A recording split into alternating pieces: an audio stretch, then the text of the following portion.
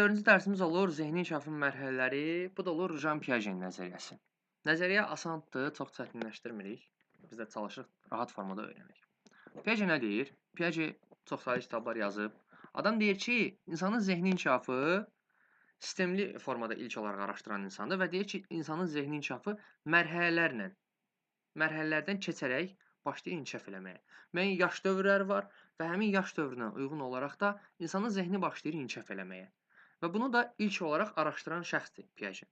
Piaget Binet'in laboratoriyasında işləyir və görür ki, bu zaman bunun işi fransız dilinə tərcümə eləməkdir, verilən testləri. Bu zaman həmin vaxtı işlədiyi müddətdə görür ki, uşaqların müəyyən səhvləri var, müəyyən testlərlə bağlı.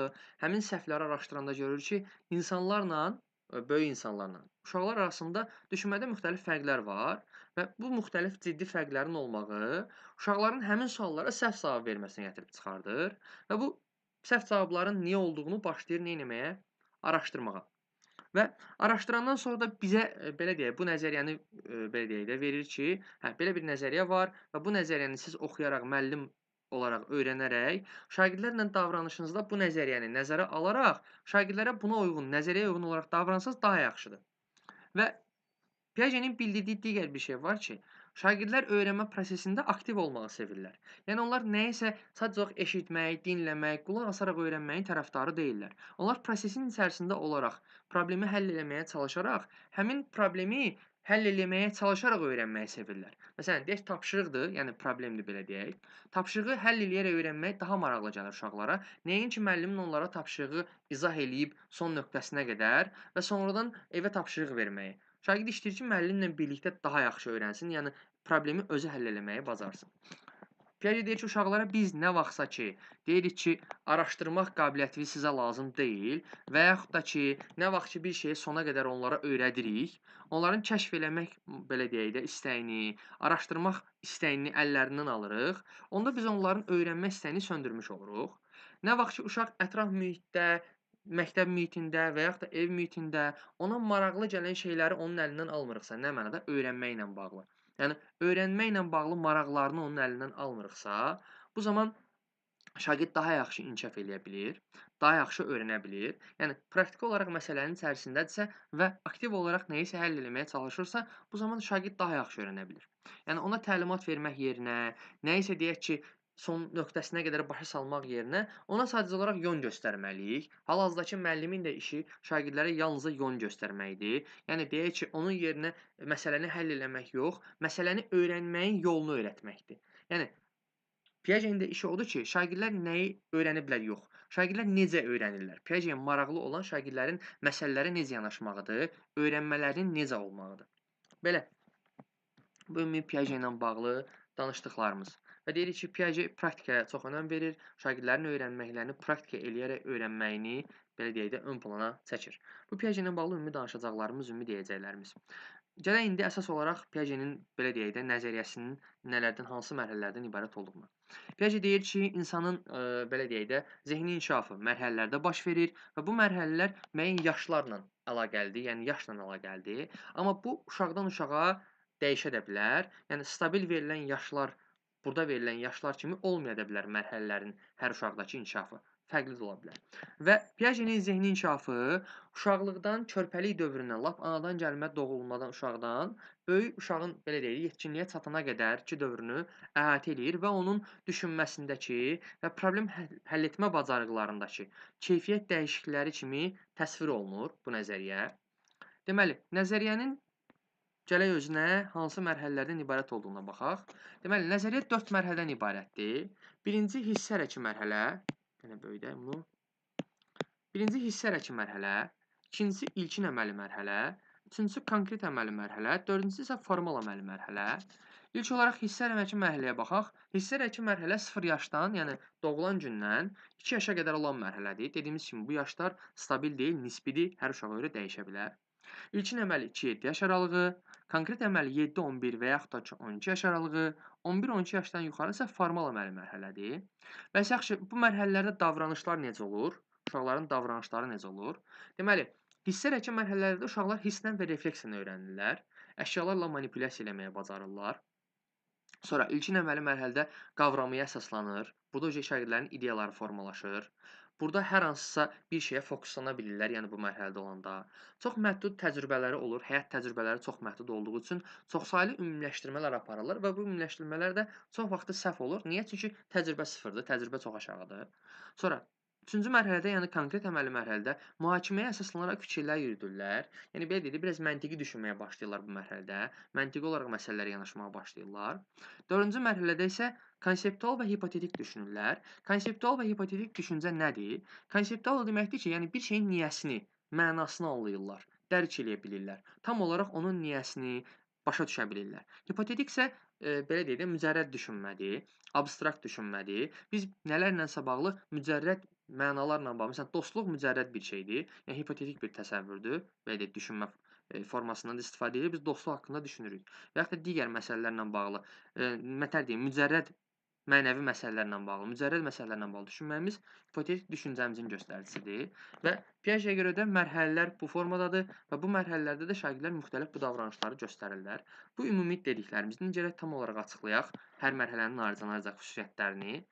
Çalışaq hər mərhələnin ayrıca xüsusiyyətlərini yaxşı öyrənək ki, yəni suallar zamanı belə deyək, çətinliyimiz olmasın. Mən çalışmışam mərhələdə verilən xüsusiyyətləri kitabdakından fərqli olaraq başlıqlar altında ayıram ki, öyrənəndə də rahat olsun. Çünki mən soruşanda da bu formada soruşuram. Deməli, hissəarəki mərhələ nə idi? 2 yaşa qədər olan dövr idi. Burada şagirdlərin reaksiyaları ancaq refleksiv olurdu. Yəni onlar düşünmə olmadan hərəkət eləyirdilər. Fikirləşin də 2 yaşa qədər uşaqdır. Bu nətər düşünə bilsin? Yəni bunun hələ şuur tam olaraq inkişaf eləməyibdi. Zəkası tam olaraq inkişaf eləməyibdi. Bu ancaq reaksiyalarla hərəkət verir. Bunun hələ ki intellekti formalaşmayıb demək olar ki. Yəni intellekt formalaşmağa başlayır, amma intellekt tam olaraq hələ də formalaşdırıb bitməyibdi. Məsələn, bax, uşaq hər hansısa zınqırovla oynayanda çıxan səsə reaksiya verirdir. Sonra əgər bir müddətdən sonra isə zınqırovla çıxan səsə gülürsə, deyək ki, ağlayırsa, bir müddətdən sonra onu başqa məqsədlər üçün istifadə edir. Deyək ki, kimisə çağırmaq üçün həmin zınqırovdan istifadə edir. Və yaxud da uşaq ağlayır əvvəlcə, görür ki, bunun ağlamağına reaksiya verirlər. Sonra başlayır ağlayır ki, məsəl üçün də deyək ki, kimisə çağırsın. Yəni yanında kimsə olmayanda, gözü kimsə görməyəndə ağlayaraq yanına kimsə çağırmağa çalışır.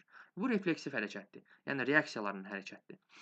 Sonra hissəarəki mərhələnin digər bir xüsusiyyəti uşağın dünyanı dərk eləməyidir. Yəni uşaq dünyanı hələ dərk eləyə bilmir.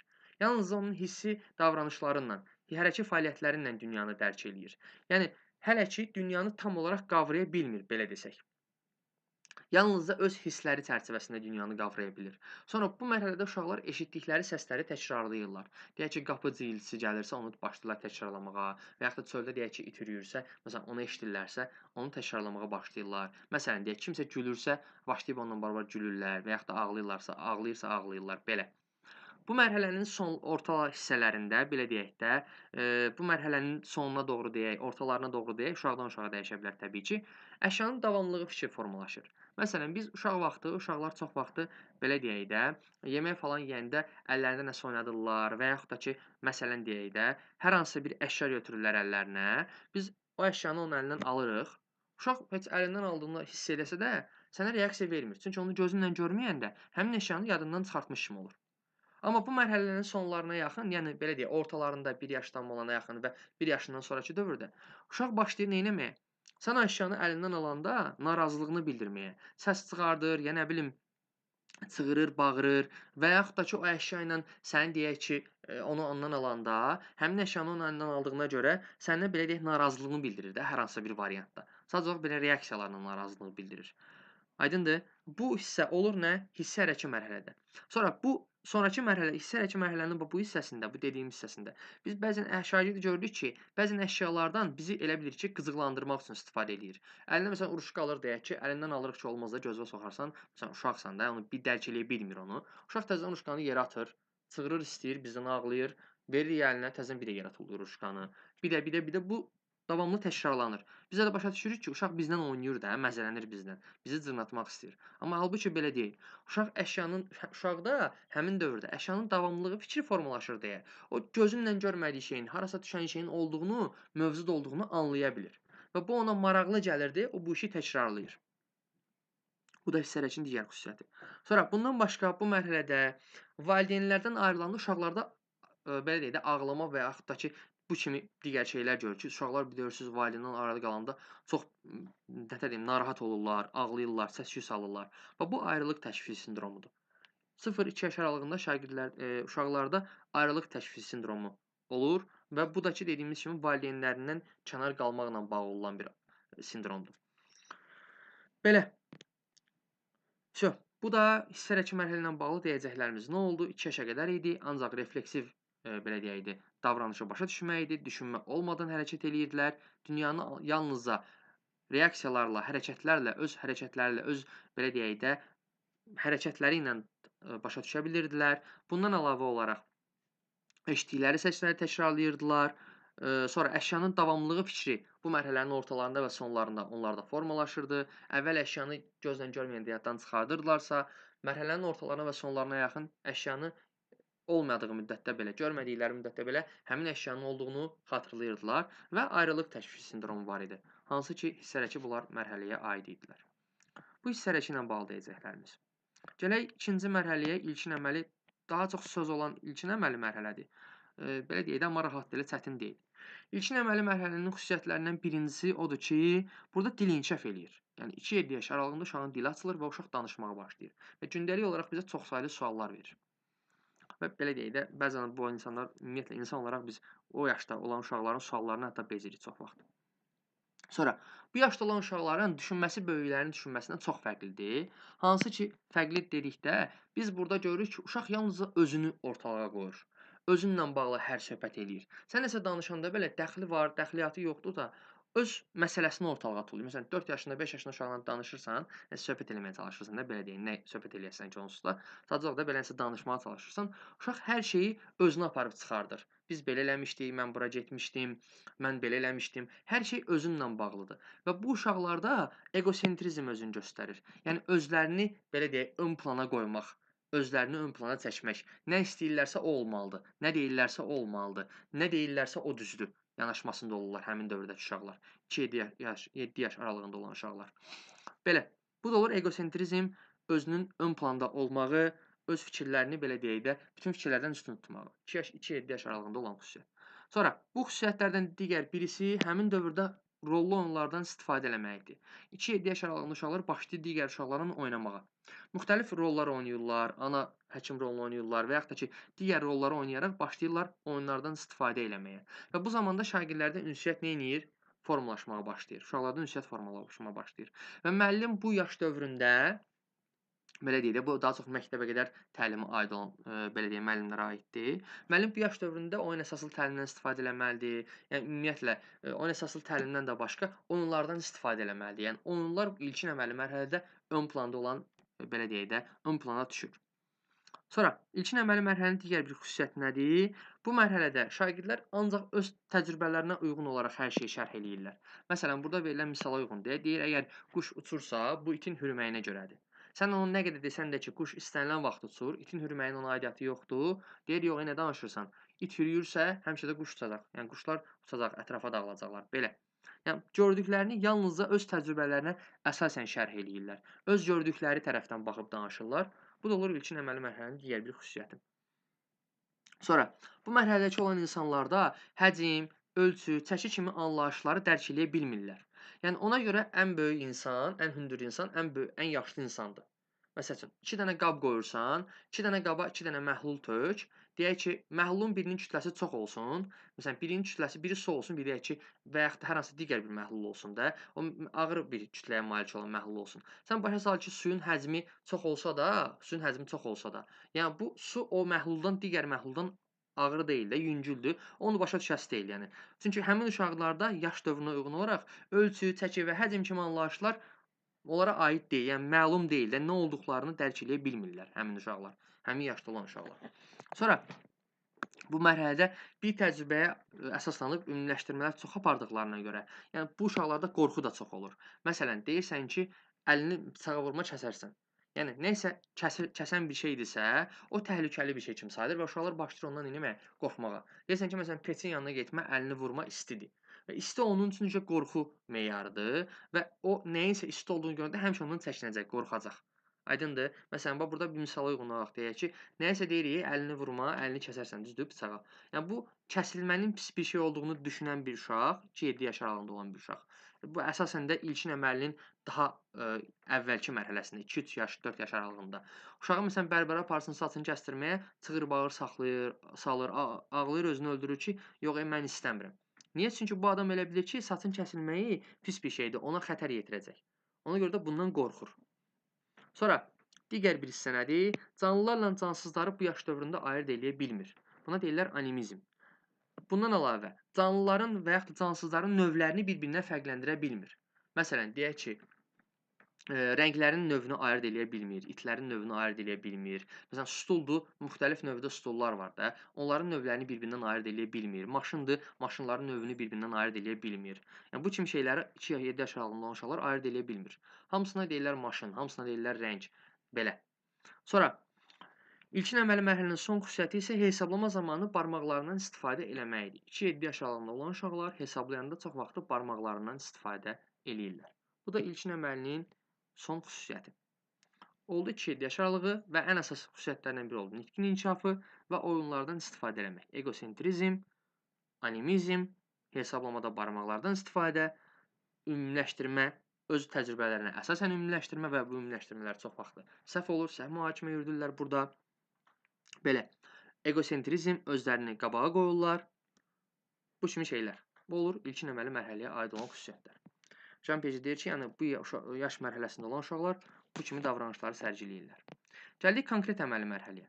Konkret əməli mərhələ 7-11 yaş aralığını əhatə eləyir və burada uşaqların düşüncə tərzi çox dəyişir. Çox böyük dəyişikliklər baş verir və biz bu dəyişiklikləri də görə bilərik. Necə olur bu dövrdə uşaqlar? Bu dövrdə uşaqların zehinləri başlayır daha çox inkişaf eləməyə. Onlar zehni fəaliyyətləri daha yaxşı dərk eləyə bilirlər. Məntiqi düşünmələri başlayır həmin dövrdə formalaşmağa. Məntiqi düşünməyi bacarırlar 7-11 yaş aralığında. Yəni məsələlərin səbəb-nəticə əlaqəsini müəyyənləşdirə bilirlər də. Məsəl üçün mən gec durdum deyə məktəbə gec gəldim. Məsələn, bu səbəb-nəticə əlaqələrinin deyək ki, müəyyənləşdirilməyidir.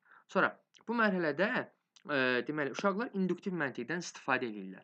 İnduktiv məntiq nədir? İnduktiv məntiqi belə deyək də, düşünmə formalarında keçmişik. İnduktiv məntiq xüsusi nümunələrdən ümumi prinsiplərə doğru getməyimizdir. Yəni xüsusi nümunələr var. Biz o xüsusi nümunələri bir ümumi prinsip altında birləşdiririk. Yəni bir yerə yığırıq. Məsələn, deyək ki, sözlər verilir, sifətə aid sözlər. Biz bilirik ki, bu sözlər sifətə aiddir və bunları ümumi bir sifətin altında birləşdiririk. Yəni belə deyək də, sözlər verilir və həmin sözləri bilirik ki, sifətə aiddir və yaxud da hər hansısa belə deyək də, məsələn, meyvələr içərisindən gilə meyvələr verilir. Biz onların gilə meyvələrə aid olduğunu bilirik. Yəni xüsusiləri ümumiləşdiririk ki, verilən meyvələr məsəl üçün gilə meyvələr qrupuna aiddir. Meyvələrin gilə meyvələr qrupasına aiddir. Belə. Bu kimi düşünməmiz olur nə? İnduktiv düşünməyimiz. Yəni ümumidən xüsusiyə getməyimiz, ümumiləşdirməyimiz. Bu olur konkret əməli mərhələ. Sonra bu mərhələnin digər bir xüsusiyyətlərindən biri də bayaq yuxarıda sadalamışdıq ki, əşyaların və canlıların növlərini ayırd eləyə bilmirlər. Amma konkret əmələdəcək 7-11 yaş aralığında əşyaların və canlıların növlərini fərqləndirə bilirlər, ayırd eləyə bilirlər. Məsələn, bayaq deyirdim, maşın modellərini fərqləndirə bilmirlər. İndicə maşın modellərini fərqləndirə bilirlər. Məsələn, deyək ki, bilirlər ki, BMW hansıdır, Mercedes hansıdır və yaxud da digər maşın modelləri hansılardır. Yəni görəndə hamısına maşın demirlər də. Sadəcə olaraq hər birinin növünü ayırd eləməyi bacarırlar. Bu da olur konkret əməli mərhələ. Son olaraq isə hesablama və riyazi əməliyyatlar zamanı beynində abstrakt düşünə bilirlər. Baxın, biz yuxarıda demişdik ki, abstrakt düşünmə, yəni hipotetik mücərrəd düşünmə aiddir nəyə? Formal əməliyyə. Əslində elədir, formal əməliyyatdır. Yalnızca hesablama zamanı, yalnızca hesablamalarda beynimizdə məsəl üçün 5-in üstünə 3 gəlməyimiz və yaxud da ki 5-i 10-a vurmağımız, məsəl üçün də hər hansı bir riyazi hesablamanı aparmağımız, beynimizdə abstrakt düşünərək, təxəyyülümüzdə canlandıraraq aparmağımız konkret əməli mərhələyə aiddir. Yalnızca riyazi hesablamalarda, riyazi əməliyyatlar zamanı bunu eləməyimiz olur nə? Konkret əməli mərhələ. Barmaqla saymaq, barmaqla belə deyək, hesablama aparmaq olurdu, formal əməliyyə. Amma riyazi əməliyyatları abstrakt olaraq düşünmək olurdu nədə? Konkret əməli mərhələdə. Ümumi abstrakt düşünmədən söhbət getmir ha. Sadəcə olaraq hesablamada abstrakt düşünmədən söhbət gedir. Bu da konkret əməli mərhələnin xüsusiyyəti. Son olaraq gəlirik formal əməli mərhələnin xüsusiyyətinə. Formal əməli mərhələnin xüsusiyyəti nədir? Formal əməli mərhələ 11-12 yaşdan yetkinliyə qədərki olan dövrü əhatə eləyir və bu dövrdə biz hipotetik olaraq düşünürük. Yəni mücərrəd düşünürük, abstrakt düşünürük, fərziyyələrlə belə deyək, düşünməyi bacarırıq. Bunun digər bir xüsusiyyəti nədir? Dedik ki, abstrakt konseptlər haqqında düşünməyə bacarırıq və burada deduktiv məntiq inkişaf eləyir. Deduktiv məntiq nədir? Deduktiv məntiq ümumilərdən xüsusiyə doğru getməkdir. Bayaqlar induktiv məntiqdə dedik ki, xüsusi nümunələri bir prinsip altında birləşdirir. Burada isə verilən qaydadan bir xüsusi nəticə çıxardır, xüsusi bir şey ortalığa çıxardır. Məsəl üçün, Azərbaycan dilində biz hər hansı bir qaydanı səsləndiririk və həmin qaydaya uyğun olaraq şagird deyək ki, misal gətirməyə bacarır. Və bu deduktiv məntiqdir. Xüsusiləri bir yer altında birləşdirmək induktiv idi, aid idi konkret əməliyə, amma ümumiləri xüsusiyə çevirmək, ümumidən xüsusi bir nəticə çıxartmamız isə aid olur nəyə? Deduktiv düşünməyə, bu da olur hansına? Bu olur formal əməli mərhələyə. Deməli, və burada sistemli planlaşdırma var idi. Yəni, şagird işini sistemli formada planlaşdıra bilirdisə, işini sistemləşdirə bilirdisə, formal əməli mərhələdə olduğunu göstərirdi bu da. Digər bir xüsusiyyətlərinə baxaq, hansılardır? Şagird əvvəlki mərhələdə daha konkret, xüsusi məsələlərlə barədə düşünə bilirdisə, artıq burada abstrakt məsələlərlə bağlı, abstrakt anlayışlarla bağlı düşünə bilinir bu mərhələdə. Sonra, əvvəllər əgər şagird öz təcrübəsinə etibar eləyərək nəyisə bir iş görürdüsə, bu mərhələdə bütün hərəkətlərinin nəticələrini əvvəlcədən düşünə bilir. Yəni, elədiyi hərəkətin və yaxud da eləyəcəyi hərəkətin sonunu düşünməyə bacarır. Bu mərhələdə, yəni formal əməli mərhələdə. Sonra, əvvəlki mərhələdə uşaq problemi yerinə yetirmək üçün cəhd eləyirdi, hərəkətə keçirdi ki, problemi həll edə bilsin. Bu mərhələdə isə problemin əvvəl başdan planını qurur ki, problemi necə həll edə bilərəm və problemə sistemli necə yanaşıb daha yaxşı həll edə bilərəm problemi. Hansı ki, bu olur harda? Formal əməli mərhələdə. Sonra, son olaraq Piagetə görə bu mərhələyə çatan uşaqlar provokativ və mübahisə xarakterli suallara cavab axtarırlar. Provokativ və mübahisəli xarakterli suallar nədir? Provokativ xarakterli suallar odur ki, biz sual qoyuruq və bu sualların müxtəlif cavabları ola bilər. Həriyə görə bir cavab ola bilər. Məsələn, burada deyir ki, aclıqdan ölən insan yemək oğurlaşması doğrudurmu? Bəzimizə görə hə, bəzimizə görə yox. Yəni, bu suala cavab verən, bu suala cavab axtaran uşaqlar formal əməli mərhələdə olan uşaqlardır. Əvvəlki mərhələdə olan uşağa bu cavabı versən, o, belə deyək də, cavab verə bilməyəcək və yaxud da bunun, belə deyək, tam olaraq dərk edə bilməyəcək nə demək istədiyimizi. Amma formal əməlidəkilər bu kimi suallara cavab axtarmağa çalışırlar. Onlara bu kimi suallara cavab axtarmaq maraqlıdır. Hansı ki, o suallar da provokativ və mübahisə xarakterli suallardır. Bu da oldu formal əməlinin xüsusiyyətləri. Hipotetik düşünmək, deduktiv məntiq, abstrakt konseptlər haqqında düşünmək, problemi sistemli, planlı şəkildə həll eləmək, provokativ xarakterli, mübahisə xarakterli suallara cavab tapmaq. Bunlar hamısı formal əməli mərhələnin xüsusiyyətləridir. Son olaraq baxırıq Piaget'in biz bu mərhələləri niyə verdiyinə və bu inkişaf mərhələləri nəyə uyğunlaşdırmalı olduğumuza. Piaget bizə bu mərhələləri ona görə verib ki, biz bu mərhələləri təhsilə uyğunlaşdıraq. Yəni, təhsildə tətbiq eləməyə bacaraq. Çünki biz şagirdlərin hər birinin xüsusiyyətlərini nəzərə almasaq, onlara uyğun dərsi qurmasaq, bu, belə deyək də, təlimin düzgün gedişinə, şagirdlərin nəsə öyrənməyinə imkan verməz. Ona görə də biz Piaget'in bu nəzəriyyəsini, yəni doğru da görsək, səhv də görsək, bunu təhsildə çalışıb tətbiq eləməyə bacarmalıyıq. Yəni, şagirdlərin öyrənmə tiplərinə uyğunlaşdırmalıyıq, belə deyək, keçəcəyimiz mövzuları. Tiplərinə deməyək, daha doğrusu yaş səviyyələrinə deyək, uyğunlaşdırmağa bacarmalıyıq. Belə, aşağıdakı burada verilən təkliflər də praktik təcrübəyə yer verməyimizlə bağlıdır ki, bu nəzəriyyə bizə əsas göstərir ki, şagirdlər praktik təcrübələrə sövq olunmalıdırlar və onunla bağlı da aşağıda bizə təkliflər verilib. Bu da evdə oxuyacağınız PDF-lə bağlı hissələrdir. Belə, bu da Piaget'in zehni inkişafın mərhələləri haqqında dedikləri.